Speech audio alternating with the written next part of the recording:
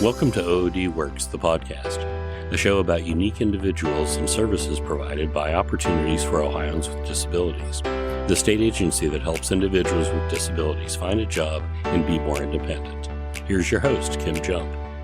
In this episode, we get to hear from Dylan Lemaster, a high school student from Riverside High School in Paynesville and the Auburn Career Center. Dylan, who is blind, has been navigating his academic journey with the help of his vocational rehabilitation counselor, Amanda Teddleton, who also joins the show.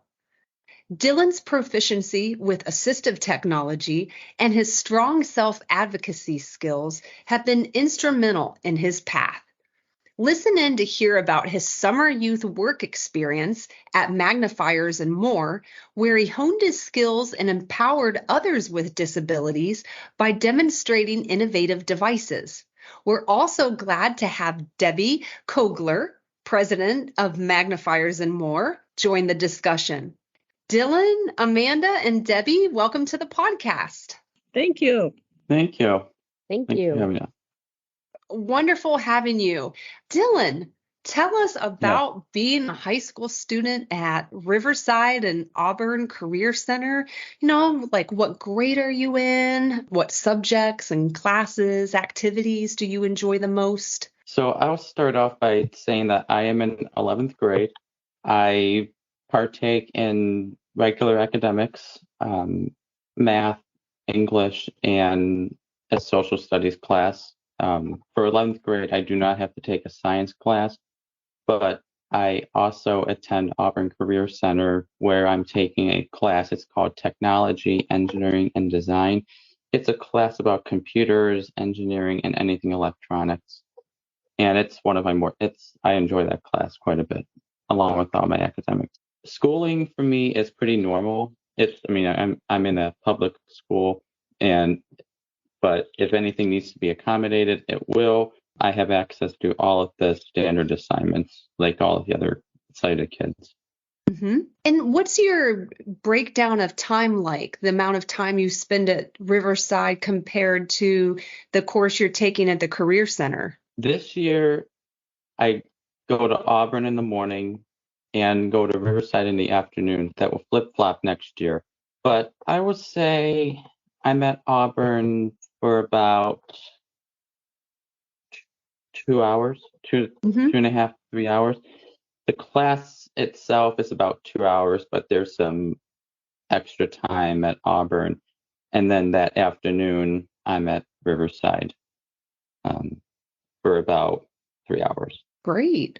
And so then that'll be a course that you'll continue next year. That's like a 2-year program? Correct. Except next year it will be in the afternoon. Mm-hmm.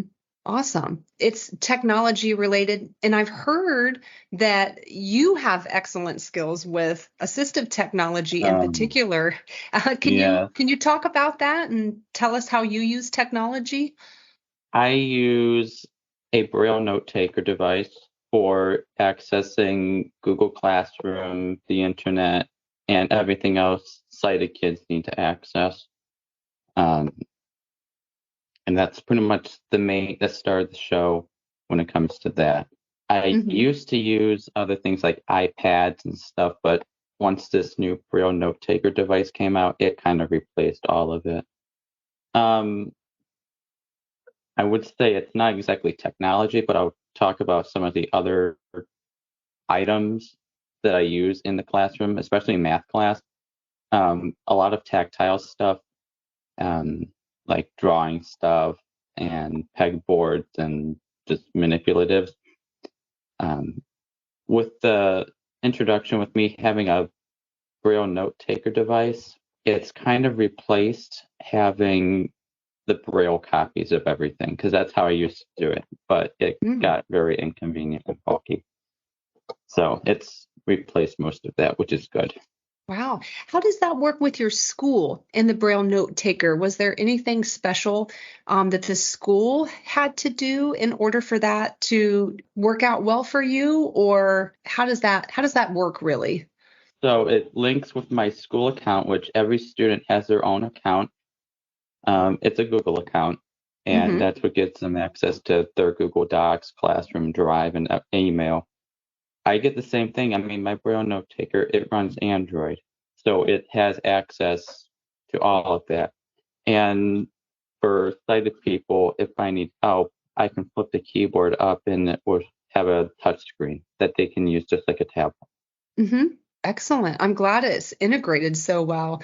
And it sounds like it's been more efficient, replaced actual like Braille papers that you mentioned you were using before then? Yeah. The only class I still use Braille papers is math class, and that's just the nature of math. Sure. But everything else, it's being replaced. That's wonderful. And I also have a teacher, a TVI, who sits in my math class to help with manipulatives and things like that. I also take mobility lessons with an O&M. And are the mobility lessons there on site, or do you go somewhere different for that? We go actually downtown Painesville, and we work on street crossings, public transportation, things like that for independent traveling. Great. How long have you been at it? I started doing the basics in like preschool. Okay. But it's worked up and up and up and up every year and year.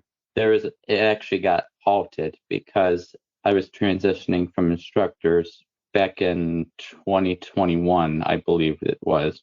And so I had about 6 months of no mobility. We had to play a little bit of catch up afterwards, but we got there. It's so glad to be back in it and to have that. I love that you've been at it for so long in your life too, to get the skills you need at different ages. Yeah, and even Braille. I mean, I learned Braille when I was 3. So that kind of shows how early they're wanting me to learn this stuff. Because it takes time. It takes a lot of time. Sure. Especially I was still learning Braille when they did the Braille code change from EBA to UEB, which changed some of the contractions and the way Braille was written and typed out.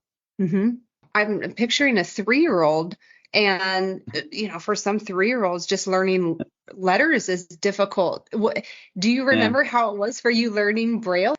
I remember very little. I remember doing things like hand over hand with my vision teacher, typing on the Braille writer, which I'm glad I don't use that anymore. It was basically a big old typewriter for Braille. But we hand over hand typed out the letters. And then I think starting kindergarten, I started building on patterns, which got me familiar with contractions, short word forms of words to make them easier to type out without having to type out the whole word. But yeah, it takes years. Yeah. It takes time. Sure. It takes a lot of time. And you sound patient even as you say that, Dylan. That's good. How was it that you got involved with opportunities for Ohioans with disabilities? It was kind of through school, and we were talking, me and my TVI, we were talking about my future and we were talking about me getting a job. It's like, well, how am I going to get a job? What am I going to go through? And she was like, we really need to talk to OOD and BSVI and figure something out. And then I needed an evaluation. So then Amanda actually came out to my school. This was last year. She came out to my school, and one of my TVIs and my mom, we all met up at my school, and we had a meeting, my evaluation, and that's what got me started. And then from there on out, it kind of worked out like that. Oh, that's great. And TVI, what does that stand for? Is it Teacher of the Visually Impaired? That is correct. And O&M, that stands for Occupational and Mobility Specialist. So actually that's COMS, right. Certified Orientation and Mobility Specialist, but everyone calls it O&M. And I should add BSVI, just for our listeners that may not know, is our Bureau of Services for the Visually Impaired. That leads me to you, Amanda, as Dylan's vocational rehabilitation counselor. Sounds like you got involved then. It must have been 10th grade. What is the role that you're playing in helping shape plans for Dylan's future career? Yeah. First, thank you, Kim Jump, for inviting me to join this conversation. Secondly, I really want to share and clarify that Dylan's successes should be attributed to his own incredible skills, his Mm-hmm. hard work, his diligence. My importance as his VRC, I am just to make myself available, making sure to provide his supports to him so that he can continue to thrive at his maximum potential, and make him aware of the Yeah. different services available to him as he prepares to Mm-hmm. transition out of high school, and into his next goal toward competitive employment. So that could be college, that could be a vocational training program, or employment. So, OOD and I are here to follow alongside him and assure he has the needed supports, such as rehab tech equipment, if that's additional mobility training after he graduates. For his opportunity with Magnifiers More, OOD was able to assist with transportation, other Great. services like job placement assistance, if that is a need after graduation. So services like that. But that is my role, is just to make sure Dylan has what he needs to Yeah. pursue whatever goal he has after high school. Super. I want to turn it to you for a moment, Debbie, because I understand you've known Dylan for quite some time, actually. Well, thank you, Kim, for having me. Yes, and and I'd like to reiterate exactly what Amanda just said about Dylan. If it wasn't for Dylan, we wouldn't be here, because it is his motivation and his desire. Right. And he's got a great support team, whether it's at school or home. He's got wonderful friends that help him. But I actually met Dylan. He was about 5 or 6 years old. His grandmother brought him into Magnifiers and More. And I remember that little tyke walking in, and he was very confident, and he had questions. And for a little, like, wow, this kid is going somewhere. And I'm happy to say that 12 years later, Dylan, we're still here. Yeah. It's amazing to watch him grow. But like I said, his family was very, very supportive from his young age on up. Debbie, for anyone that may not know, at Magnifiers and More, what do you offer? So Magnifiers and More is actually a brick and mortar store. So we have a store that has merchandise, technology for those that are visually impaired or blind. So we have everything from a bump dot, which is used to help people locate things, all the way up to the Braille notes that Dylan was talking about. So we have numerous amounts of technology, things that can make it simple, easier, and hopefully better for people that have vision issues or blindness. And we have the opportunity to be partnered up with OOD BSVI to help their participants as well with their needs. So I have that wonderful pleasure of working with everybody that wants to help people. A great service. Wonderful. Amanda, OOD offers summer youth work experiences. Do you want to just take a moment to explain what that is? Absolutely. So that's probably one of our most popular transition-specific services. It's where we allow students to work up to 5 weeks. That can vary depending on the student's needs and the counselor's recommendations, but they could work up to 5 weeks potentially at a site where a provider would host, and an employer would host, and they could gain work skills, just to kind of get their feet wet and introduce them to the world of work. The job coach is there to offer supports, but also to observe and see where the student's strengths are. And the idea is to get that report back to the counselor so that we can talk more about steps after that assessment, after that work experience. So if the student is ready to go into an actual job search and start working shortly after high school, or even during school part-time, we can definitely assist with that. Or if there are recommendations just to build additional skills with more training, we could also assist with that. So it really is just to help the students get their wheels turning about working, and it's a hands-on experience. So it definitely just provides a lot of insight for everyone involved. Right. Oh, and I failed to mention it's actually a paid experience. So probably why it's our most important, our most popular service for our students. But the students get paid for the work that they do. So it's a great service. A wonderful way to get into having some real experience. And Debbie, was it that you offered Dylan the work experience at Magnifiers and More? Or how did that come to be? So it's interesting. Dylan's TVI, his teacher for the visually impaired, Mrs. Klein, I had been talking to her earlier in the school year, and she was telling me that Dylan was heading out to Auburn and stuff. And, my wheels started turning at that point. And then I approached, no, actually, I'm sorry, I take that back. I ran into Dylan's dad in Sam's Club, and we were talking, and I was saying that I was trying to find some help. I needed somebody that was younger and interested in technology. And as soon as those words came out of my mouth, the smile on Dylan's dad was like, I got something for you. And I'll be honest with you, at that point, I had not even thought too much of it. And then all of a sudden, it's like the light bulbs just went off. And so I said I'd be willing to give him that experience and that practice. So that kind of snowballed things. And I believe the phone call was made to Amanda.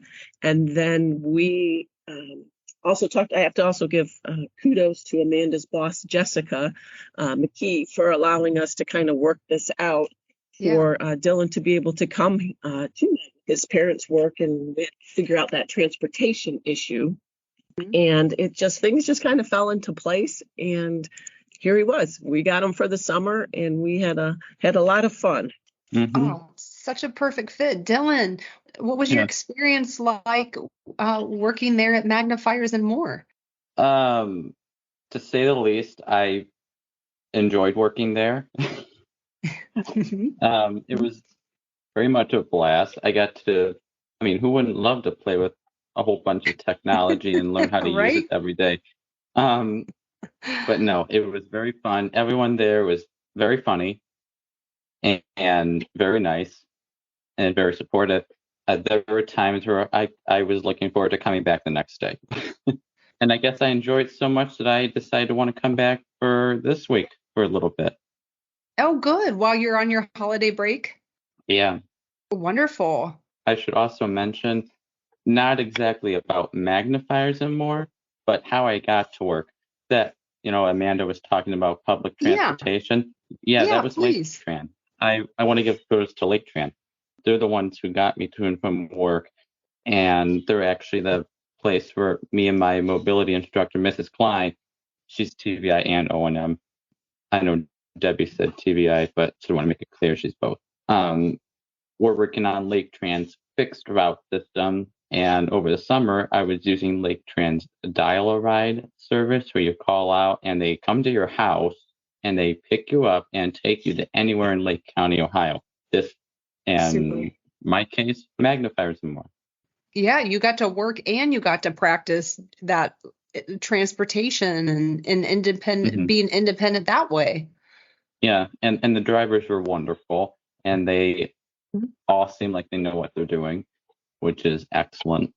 Yeah, so thanks to OOD for getting that going too. Yeah. What's it like for you, Dylan, interacting with folks that come into the brick and mortar? I'm just thinking like folks that come in, they might have some things in common with you. Do you think that helped in building rapport? There were actually not that many people who are specifically like me.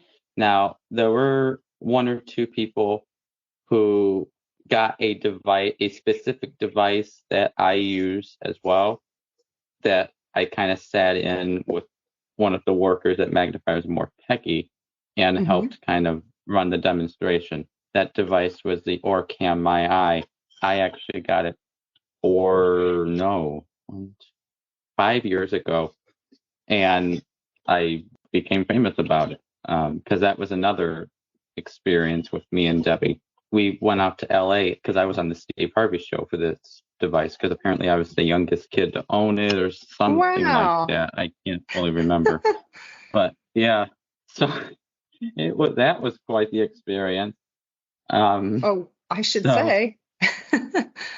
along with being on Cleveland 19 and Fox 8, yeah, it got overwhelming at times, but nevertheless, it was very fun. So that's how I got in hand with that device and how I was able to help out the couple who had purchased their OrCam. But other than that, it was just doing my own thing or sitting in with Peggy, watching her demonstrate different things like magnifiers and stuff like that. Mm-hmm. Was there any technology that, you had to kind of like catch up on? Because it seems to me like you're very well versed already with, I love technology. That's what it sounds like. I love playing with technology, any kind, for sighted people, for non-sighted people, old or new. But so that's one of the good parts about it. And I also watch videos on it all the time.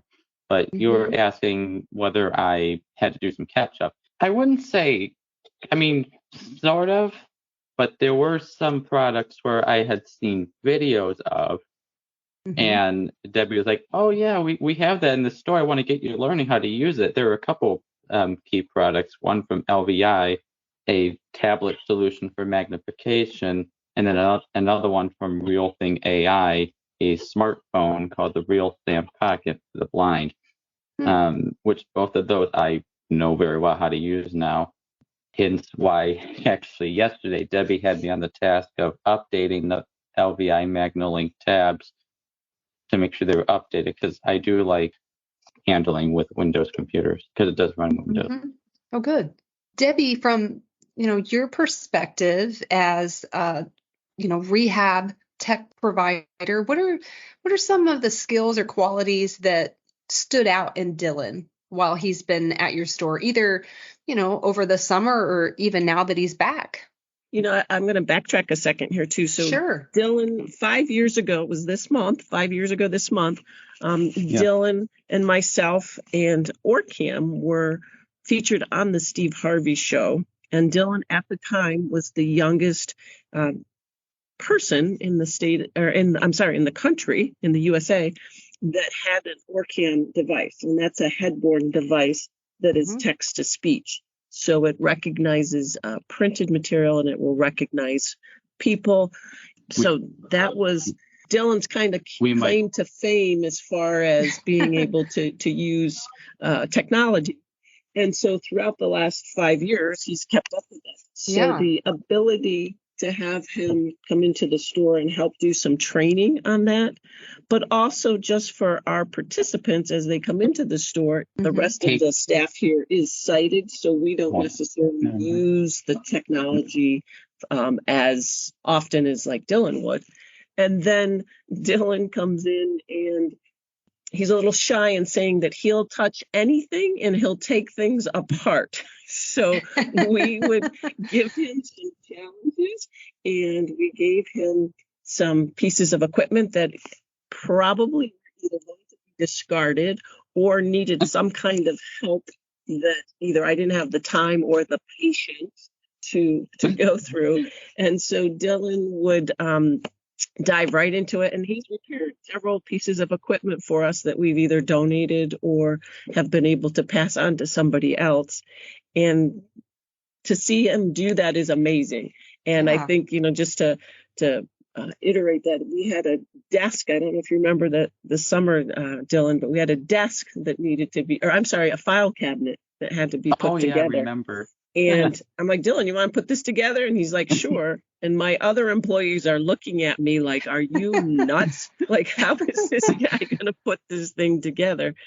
And son of a gun, he got it together. He got that thing together, and it still works, and it has not fallen apart. I have to say, that's still in your office, isn't it? It still is. Go, Dylan. So That's awesome. So Dylan being able to just kind of step in and do whatever to do, he will do it. He continues to do that, and he, like he just said yesterday, I had him on an assignment of updating software and some of our equipment, because in all honesty, it takes time. And Yeah. I'm so busy that for me to sit there and update technology, sometimes it takes too much at another time. And so Dylan's able to help me and save some time with that. And he continues to want to learn more. And he will sometimes drive me nuts asking me about, is there any new technology or anything that we need to do? So we laugh at him sometimes about that, but he definitely has that hunger of technology. You sound very much like a self-starter, Dylan. And how do you just fix things by playing with them, or how do you know how to do that? Feel. Okay. Because now, granted, there were some items that I think Debbie had tried to have me fix, and it was it was beyond my ability.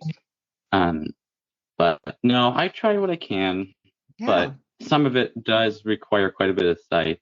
And yeah, Debbie is right. There are times I ask about this product because I don't know, and I probably may have done that a lot.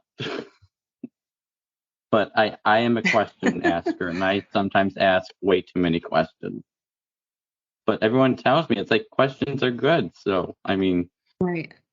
Correct. Right. Definitely. I mean, you seem eager to learn, eager to help. It sounds like you really you've added a lot of value there. Yeah. Yep. He has. He's definitely been an asset, and hopefully this gives him a taste of what it's like to own a business, to deal with people, to deal with people that do not have disabilities as far as vision disabilities, but also how to help people that do have difficulties. And just his personality. I mean, he definitely has the personality to help people and want to help people. And that's the big thing, is to want to help people. Right. For either of you, Dylan or Debbie, any other especially memorable moments in addition to the file cabinet? I love that. Dylan, why don't you tell them about the treadmill, what you're doing with the treadmill? Oh, the treadmill. Okay, this isn't exactly pertaining to magnifiers and more, but it's pertaining to my ridiculous love of technology, and it's still in progress. I'm about to have Auburn help me with it, but last year, my grandma was going to get rid of an old treadmill. And at the same time, my mom had brought home an old, broken paper shredder from work that they did not want anymore. And then I got the wheels turning. I was taking this part, pulling the covers off, taking this board out, disconnecting this, and I was like, yeah, I could build an electric go-kart out of these components. Wow. I did not see that coming. Needless to say, a year later, and that's all pretty much sitting in the same spot it was sitting in last year, but I would really, that doesn't mean I'm giving up. I would really like to finish this because in the end, I think it would be a very hilarious contraption. Yeah. I mean, Debbie offered me a radio CD cassette player, back in July, and I was like, I got one of these, I don't know what I could do with it. And she goes, yeah, you can put it on your go-kart project. I'm like, yeah, and I'm like, I have no idea where I'm going to put it. Needless to say, I turned it down. Well, that is taking on a challenge. That's pretty cool. Yeah. You have a creative outlook for repurposing there. Oh, yeah. Yep. Well, in addition to being so handy and, eager to tackle things, learn things, I've heard that you're a very good advocate for yourself. How do you approach advocating for your needs and interests? Asking.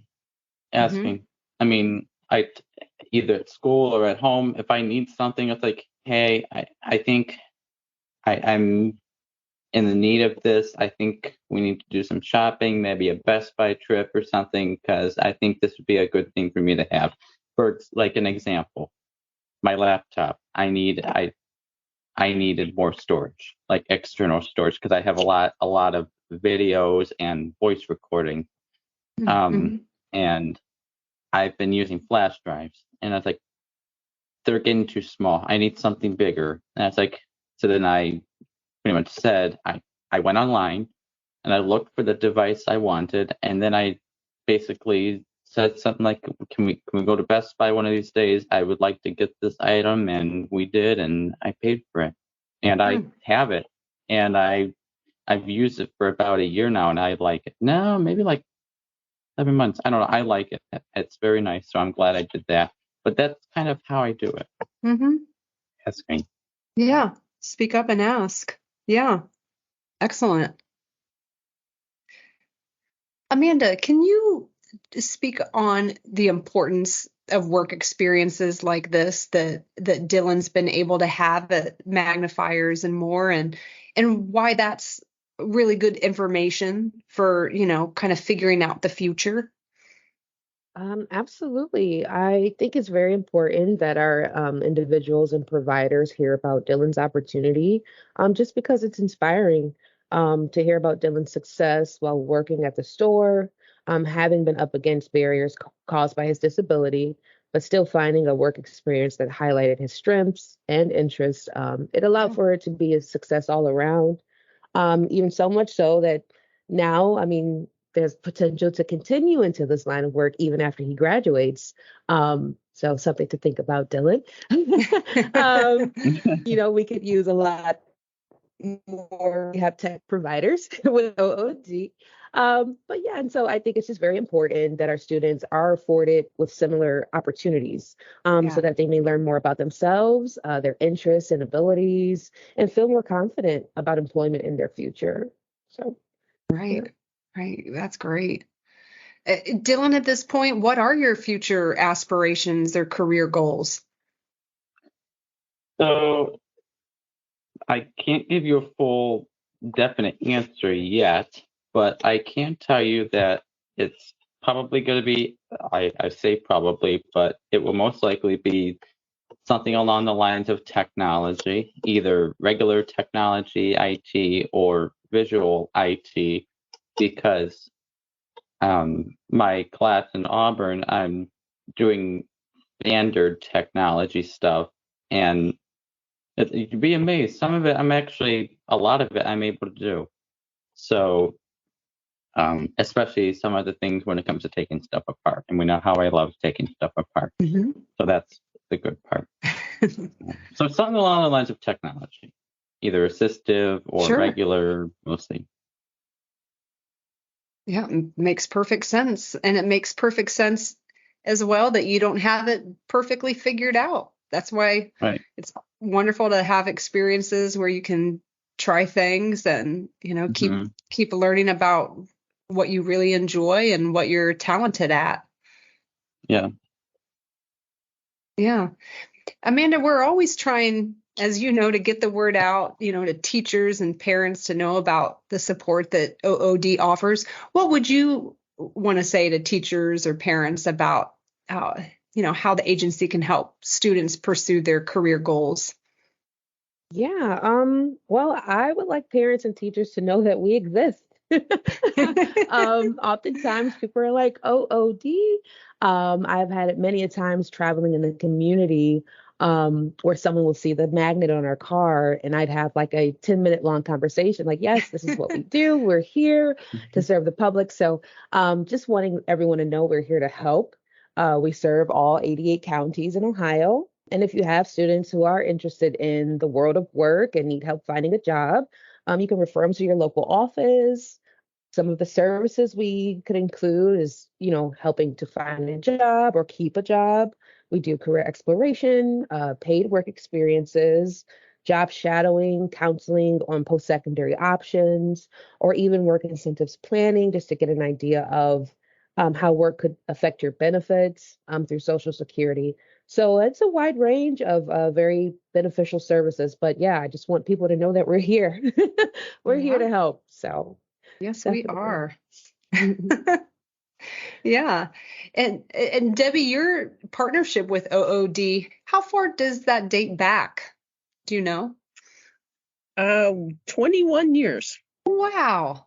21 years we've been a participating provider and working with thousands of folks and wonderful counselors, and it's been a joy. It really has. It's always nice to help somebody. It's very humbling.